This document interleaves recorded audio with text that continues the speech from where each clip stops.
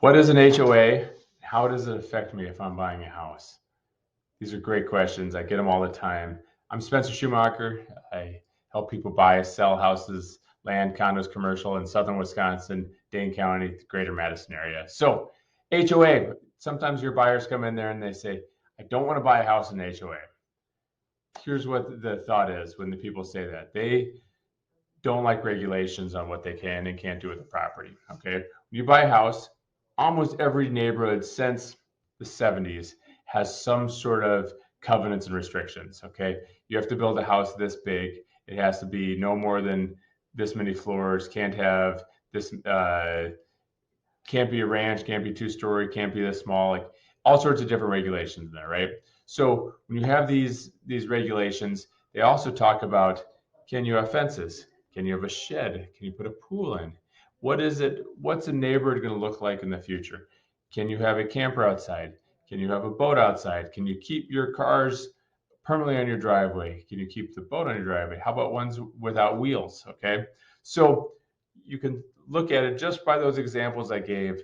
Some houses, you can say, yes, this makes a lot of sense.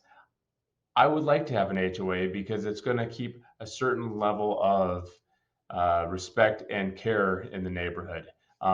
Mowing restrictions, you have to mow it 4 times a year, I think, in some of these restrictions.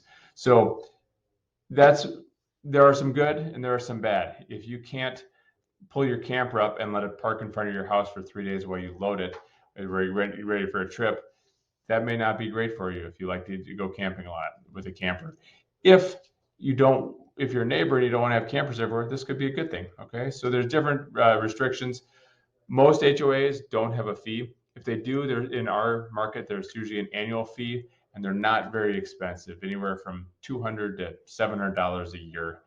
It's not nothing, but it's an annual fee covers the signs, the neighborhood sign, some parks, some gardens. Some HOAs in our area have fees because there's alleys and they're not city streets. Those alleys and the garages are actually privately owned or owned by the development, which they have to plow them and take care of them. So HOAs, they can be good, they can be bad. It really depends on what you're looking for.